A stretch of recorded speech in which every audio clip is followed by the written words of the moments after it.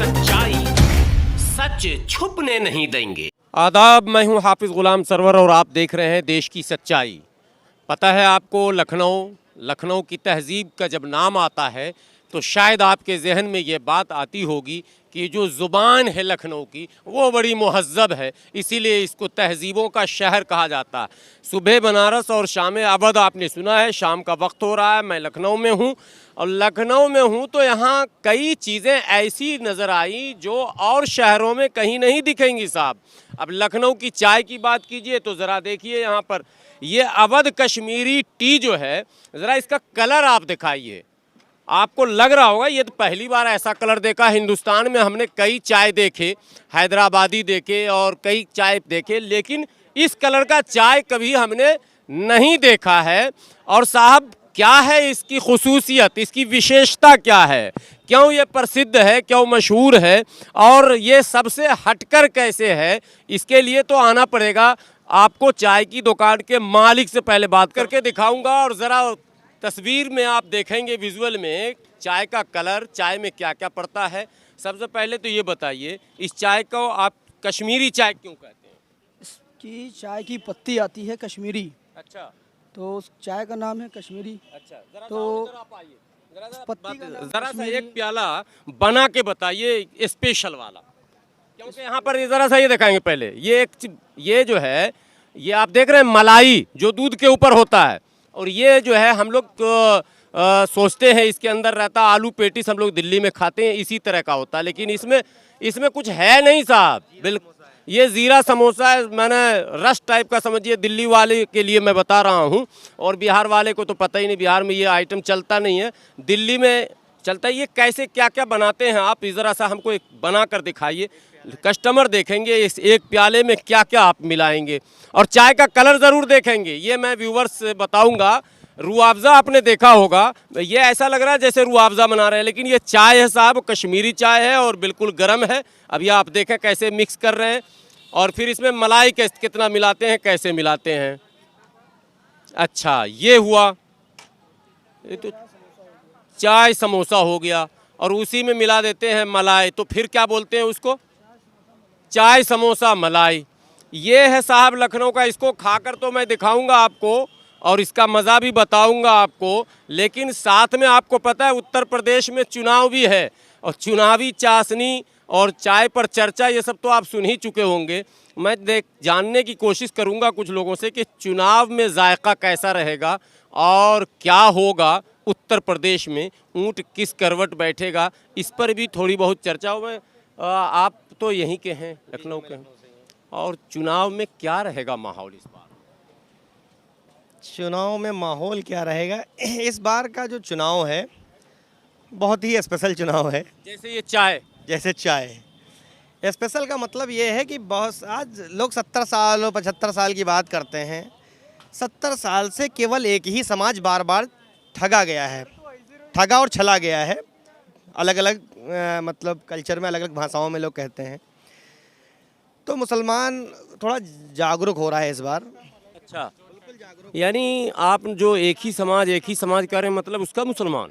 बिल्कुल, इसलिए क्योंकि आज तक जितनी लीडरशिप पैदा हुई है, कोई भी पार्टी हो, भारतीय जनता पार्टी को छोड़ के जितनी भी पार्टियां पैदा हुई हैं वो केवल एक ही समाज के दम पर पैदा हुई हैं।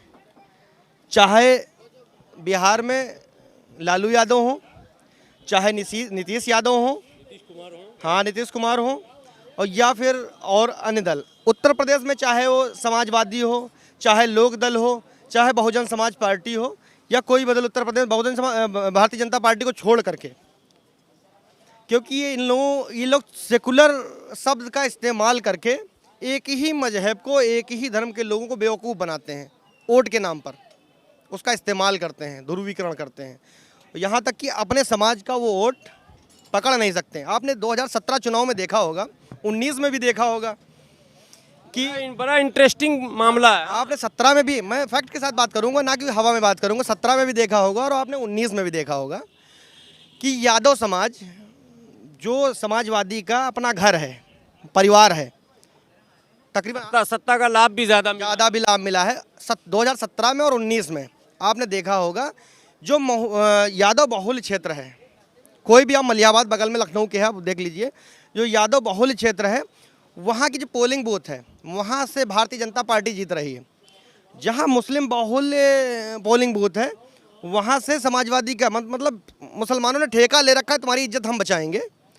सरकार बन जाती है समाजवादी की या बहुजन समाज पार्टी की, वो अपने मैनिफेस्टो में बात किसी करते हैं, अपने मैनिफेस्टो में बात करते हैं कि मुस्लिमों को ये दे देंगे, वो दे देंगे, लॉलीपॉप दे देंगे, 18% आरक्षण दे देंगे, सब कुछ दे देंगे। अच्छा, आपको याद है 18%? जब आरक्षण देने की बात आती है तो बिल्कुल भूल जाते हैं। चुनाव वोट पड़ने के टाइम खत्म, बात खत्म। जिस दिन बिगुल बज गया कि आज से जो है प्रचार बंद, उस दिन वो भूल जाते हैं। सरकार बन जाती है, हर थानेदार मुस्लिम का प्रलोभन देते हैं, हर सरकारी नौकरियों में मुस्लिमों को बराबर की हिस्सेदारी होगी। ओबीसी के नाम पर जब सरकार बन जाती है तो जो हमारी नौकरियां थीं उनमें सबको यादवों को डाल दिया जाता है, अदर जो बिरादरी ओबीसी में आते हैं उनको डाल दिया जाता है। आपको नेता 8% वाले हो, 20-22% वाले नेता आपको बनाते हैं, आपको रहनुमा अपना रहबर बनाते हैं। जीतने के बाद आप मुझे छलते हो और कहते हो कि यार भारतीय जनता पार्टी, कहते हो कि यार वो सरकार ऐसी है, फलानी वैसी। मैं किसी पार्टी से नहीं हूँ, मैं एक बिजनेसमैन हूँ, एक सामाजिक आदमी हूँ, लखनऊ का निवासी हूँ, ठीक है। अब जब भारतीय जनता पार्टी से हम उम्मीद नहीं करनी चाहिए, वो बगैर उम्मीद के बहुत कुछ देती, मैं उसको कुछ नहीं देता हूँ, वोट नहीं देता हूँ, वोट नहीं दिया मुसलमानों ने, कुछ नहीं देता हूँ। उसके बाद भी वो प्रधानमंत्री की कोई भी स्कीम हो उसमें बिना किसी घोटाले के, बिना किसी फ्रॉड के सबको योजना, किसी भेदभाव के स्कीम का फायदा मिलता है। अच्छा। इनके जैसे शौचालय का मिला, जैसे शौचालय या घर का मिला, प्रधानमंत्री आवास योजना। अच्छा। तो सीधे अकाउंट में पैसा आ रहा है। वो कहते हैं हमारे यहाँ भी लोहिया आवास था, हमारे यहाँ भी अम्बेडकर आवास, जो भी आप बता दीजिए किसको बिना भ्रष्टाचार के अगर 40,000 की कॉलोनी आई भी तो उसमें क्या मुश्किल से 15,000-20,000 गरीब के घर पहुँचेगा, तो 20,000 में कोई मकान बना सकता है?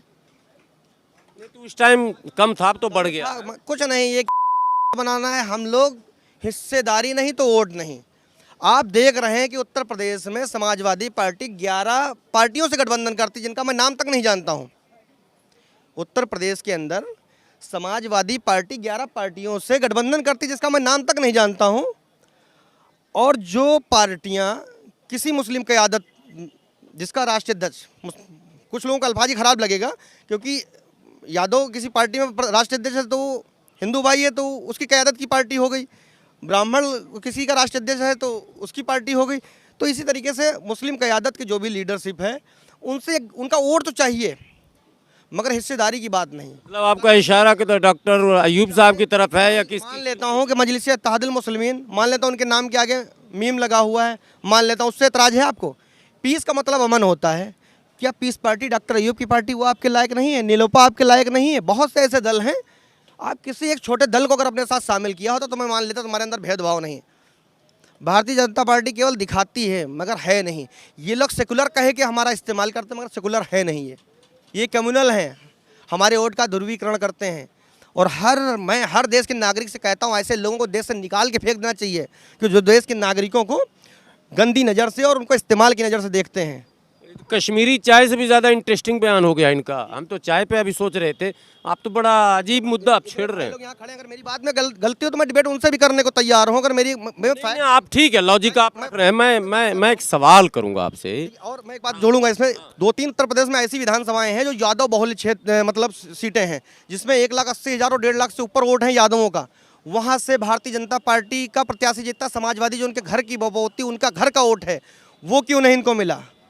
मैं नहीं दूंगा तो अगर मुस्लिम लीडरशिप ने जिम्मेदारी, अगर उनके साथ जो चमचे लगे हुए हैं, चमचे ही शब्द इस्तेमाल करूंगा क्योंकि मेरे घर के हैं। अगर घर का लड़का अगर बिगड़ जाएगा तो उसको हर अल्फाज से इस्तेमाल किया जाएगा।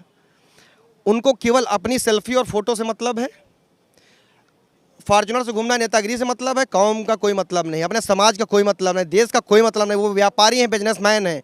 वो नेता जो बने बैठे हैं वो व्यापार कर रहे हैं वहाँ पर। आपका कहना है सब समाज का सौदा कर रहे हैं वो लोग। यानी सपा, बसपा, कांग्रेस इत्यादि पार्टियों में जो मुस्लिम हैं, जिम्मेदार ठहराऊंगा ही नहीं जब मेरे ही लोग वहाँ पर जाके इस तरीके गुलामी और दलाली कर रहे हैं, जाके अपने कौम का सौदा करते हैं कि मैं ठेकेदार हूँगा, उस कौम का वोट दिलवा दूंगा। विकल्प क्या है, क्या होना चाहिए? विकल्प ये है मेरा सुझाव कि चाहे वो मजलिस इत्तेहादुल मुस्लिमीन हो, चाहे वो पीस पार्टी हो, चाहे वो मुस्लिम लीग हो, चाहे मुस्लिम मजलिस हो या और निलोपा छोटे दल हों, इनको एक प्लेटफॉर्म पर खड़े होना चाहिए। जिस दिन एक प्लेटफॉर्म पर खड़े होंगे, समाजवादी का राष्ट्रीय अध्यक्ष, समाजवादी की लीडरशिप घुटनों के बल इनसे मिलने आएगी इत्तेहाद करने के लिए। वो जानते हैं, समझते हैं इन लोगों को कि जब इनमें इत्तेहाद नहीं है, तो इसका कोई मतलब नहीं। क्योंकि जहाँ पर दोनों के प्रत्याशी उतरेंगे, चाहे वो पीस पार्टी हो चाहे MIM हो, जहाँ दोनों के प्रत्याशी उतरेंगे तो मुस्लिम कंफ्यूज होकर समाजवादी को वोट दे देगा। वो जानते हैं इस बात को, इसलिए वो इत्तेहाद नहीं कर रहे हैं। पहले हमें और आपको मजबूत होने की ज़रूरत है। अगर आज भी नहीं, और मैं कह रहा हूँ, अगर इस बार समाजवादी हार भी जाती है तो उसके बाद लीडरशिप पैदा होगी। मुझे बहुत अच्छी तरीके से मालूम है, अगर 2022 में अगर ये हार जाते हैं तो ये केवल इटावा की पार्टी हो जाएगी, क्षेत्रीय दल हो जाएगा ये।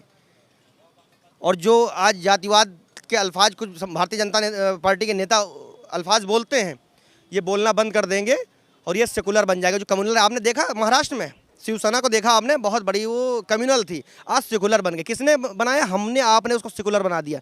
घुटनों के बल खड़ी हुई।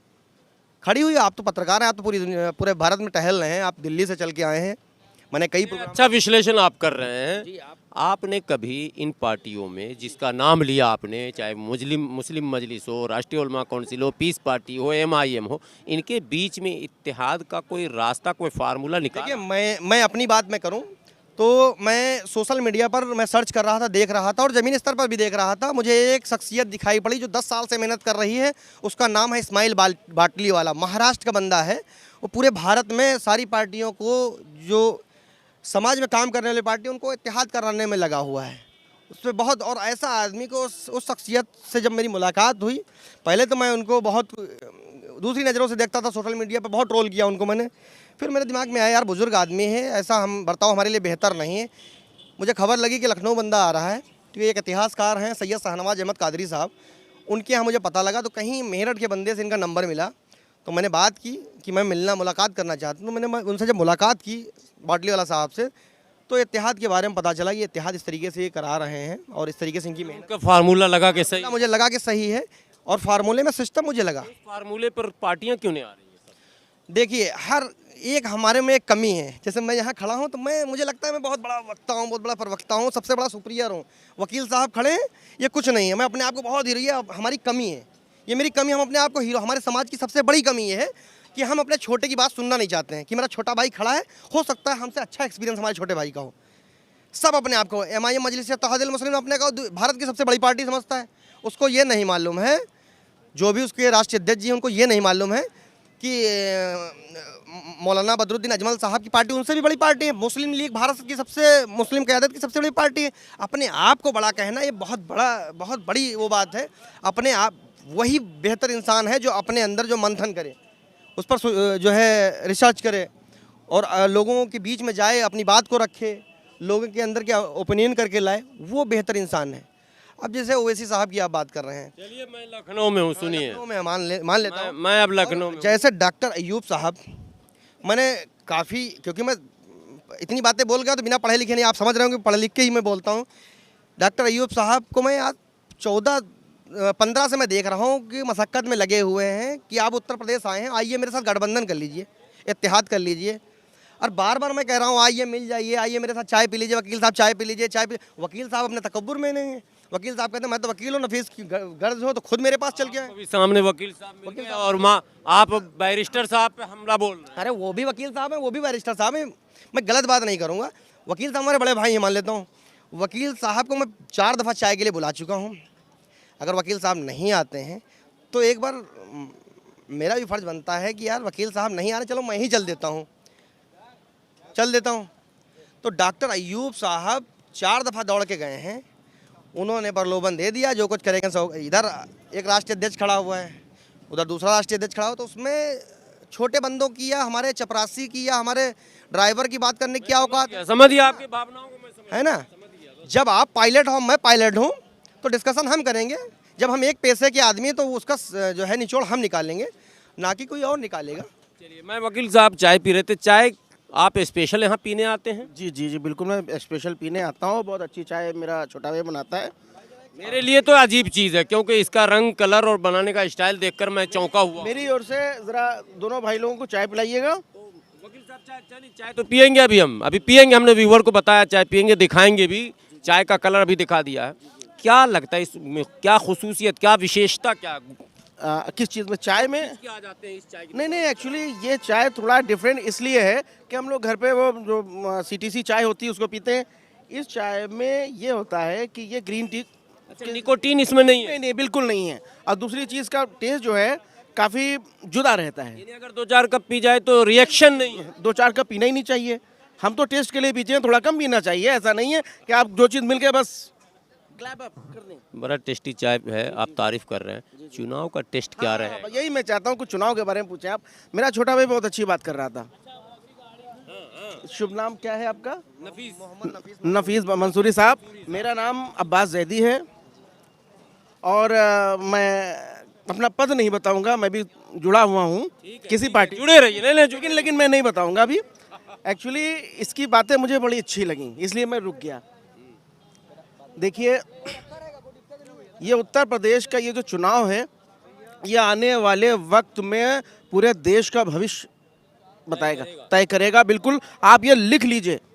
अगर हम का मतलब मुस्लिमीन से है वहाँ यहाँ पर बात, हम कम, हाँ अपने हम अगर यहाँ पर एहतियात हम लोग नहीं हुआ, एहतियात में हम नहीं है, एक साथ में नहीं जुड़े, एकता हमारी नहीं हुई, तो आप ये समझ लीजिए अभी पिछले 8 साल में जो हमारी कंडीशन हुई है देश में, इससे बद से बदतर हो जाएगी, बद से बदतर हो जाएगी। मैं चैलेंजिंग मैं ऑन स्क्रीन कह रहा हूँ, मैं ऑन कैमरा कह रहा हूँ, और उसका उदाहरण आपको 8 साल में मिल गया। हम आह भी करते हैं तो हो जाते हैं बदनाम, अब वो कत्ल भी करते हैं तो चर्चा नहीं होता। आपके सामने बहुत से उदाहरण हैं कि वो सब कुछ कर देते हैं। हमारे यहाँ घर के अंदर इज्तिमा हो रहा होता है, मजलिस हो रही होती है, पुलिस आके हमारे ऊपर मुकदमा लिखा देती है। क्या आप मीटिंग कर रहे हो तुम लोग? जी हाँ, कि आप यहाँ पर खड़े होके और यहाँ पर लोगों को गुमराह करके धर्म परिवर्तन करा रहे हो।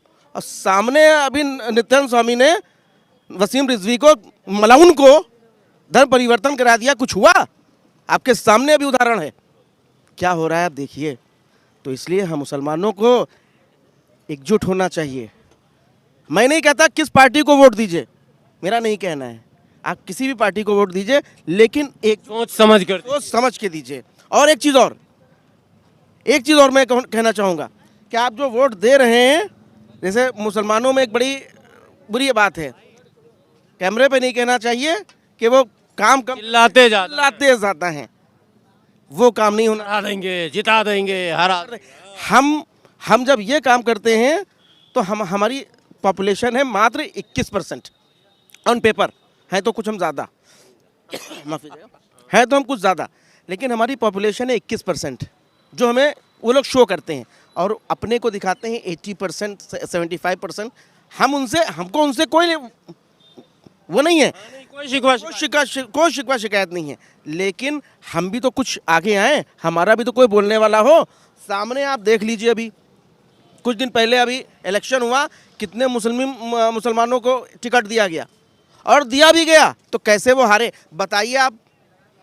पिछले इलेक्शन में देवबंद जैसी जगह पर, जहां पर 80% मुस्लिम है, वहां भाजपा का बंदा जीत के आया।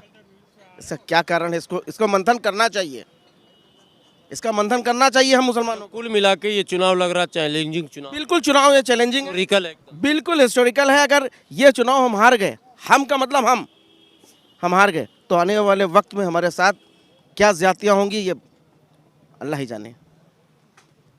सबकी अपनी अपनी राय है। जी जी जी, एक बात को जोड़ना चाहूँगा कि अगर हमारी बात अगर राष्ट्रीय अध्यक्ष जो समाजवादी पार्टी जिसका वर्चस्व रहा है कई मरतबे, और उसके राष्ट्रीय अध्यक्ष को सोचना चाहिए कि जिसके वोट से उनके समाज को इज्जत और सम्मान मिला। आप भी गांव के ही रहने वाले होंगे, आपको भी मालूम है कि जिस समाज से वो आते हैं वो एक ज़माने में किस नज़र से देखा जाता था, उसको आज हम उठाने का काम किए हैं। हम वही समाज है जो बाबा साहब भीमराव अम्बेडकर को ये नेहरूवादियों ने बाहर निकाल के फेंक दिया था। उन्हीं बाबा साहब भीमराव अम्बेडकर को हम ही लोगों ने इस्तीफा दे करके अपनी सीट पर लड़ाकर उनको संसद भेजा था। तो उस समाज को आज मतलब भाईचारा, अगर आपने मोहब्बत से मुझसे बोल दिया तो मैं अपना दिल दे बैठता हूँ, है ना। यही कमी हमारी है, कमजोरी कह लीजिए।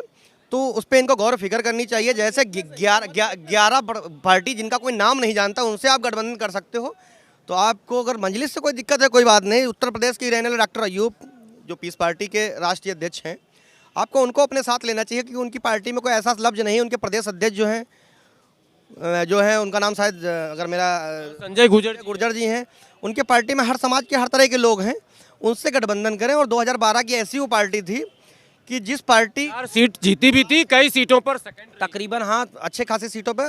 और इनके वालिद साहब का स्टेटमेंट मुझे आज भी याद है। वर्चस्व रहेगा, पश्चिमी उत्तर प्रदेश में वर्चस्व रहेगा हमारा। 2000 हम उस दौर की मैं बात कर रहा हूँ। इनके वालिद साहब का माननीय मुलायम सिंह यादव जी का बयान आया था कि सबसे बड़ा अगर मेरा किसी ने नुकसान पहुँचाया है तो वो पीस पार्टी है। उसी के बाद से एक वार्ड अध्यक्ष तक को खरीद लिया गया था। मैं भूला नहीं हूँ सब चीज़ों का, मगर फिर भी अगर आप जागने की कोशिश नहीं कर रहे हैं तो फिर खरीद लेंगे तब का। आप ये बिकने वाली कौम ने एक बार देखिए, हमने पहले ही अल्फाज कहे थे, अब आप उसको मत दोहराइए कि एक बार बार आप हमको 70-75 सालों से आप चलता। अब युवा जो नया युवा है, नए लोग हैं, पढ़ लिख रहे हैं, समझ रहे हैं सब कुछ, ठीक है, टेक्नोलॉजी का भी इस्तेमाल कर रहे हैं और जो ज़मीनी स्तर की भी चीज़ें उसका भी इस्तेमाल कर रहे हैं। जितनी चीज़ें मैंने अभी आपको बताई हैं ये सोशल मीडिया या फेसबुक व्हाट्सएप यूनिवर्सिटी वाले नहीं बता सकते क्योंकि मेरी नज़रें रहती हैं, मैं भी देखता हूँ, मुझे भी फिक्र रहती है अपने मुल्क और अपने वतन की। और जिस मुल्क में मैं रहता हूँ उस मुल्क में ये शहर लखनऊ है, तहजीबी लोगों का शहर है। यहाँ चमन तहजीब का गहवारा है, यहाँ शांति और अमन के साथ हम लोग रहते हैं। अभी अगर 1 घंटे बाद आप प्रोग्राम शुरू करते हैं तो यहाँ पर हर तरह हर रंग के लोग आपको इस चाय की दुकान पे दिखते। मैं ये भाई की मोहब्बत है, भाई की मैं भी जाऊंगा नहीं इस शहर को छोड़कर। इस शहर की एक खुसूसियत है कि जो यहाँ आता है उसका दिल लग जाता है। और फिर शाम अवध तो जानते ही हैं, शाम है और अवध में आप हैं तो साहब आपको फिर डायलॉग वही याद आएगा, मुस्कुराइए कि आप लखनऊ में हैं। बहुत सारे और लोग हैं, मैं बात उनसे भी करूंगा, लेकिन पहले भाई मुझे भी चाय पीने का शौक़ हो रहा है। और जो जिस चाय की दुकान का मैंने परिचय आपसे करा दिया और वो जो चाय आपको मैंने दिखाया जिसका रंग भी विचित्र है, भारत में कहीं नहीं मिलेगा, ढूंढते रह जाइएगा आप। रूह आप दूर से लगेगा कि कोई रूह अफ़ज़ा बेच रहे हैं, लेकिन साहब चाय है कश्मीरी चाय। ये देखिए साहब, अब आप भी चौंक गए होंगे, हम लोग रूह अफ़ज़ा पीते थे इसी रंग का। और ये जी, और ये है कहाँ पर, ज़रा सा कैमरा मैन से कहूँगा एक बार ज़रा पूरा विजुअल आप दिखाइएगा। ये छोटे इमाम बाड़ा के नाम से ये जगह है, बहुत प्रसिद्ध जगह है।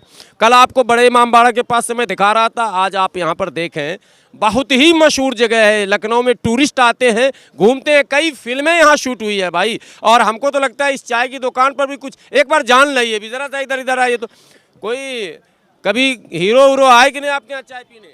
हीरो तो नहीं आए, एक्टर आए, हीरो नहीं आए, लोग आए हैं, एक्टर है। एक्टरों का नाम नाम नहीं जानता, फोटो नहीं खिंचवा पाए हैं? नहीं, फोटो नहीं। चाय पी के भागे। हाँ, हाय, तो फोटो खिंचवा के टांग देना चाहिए।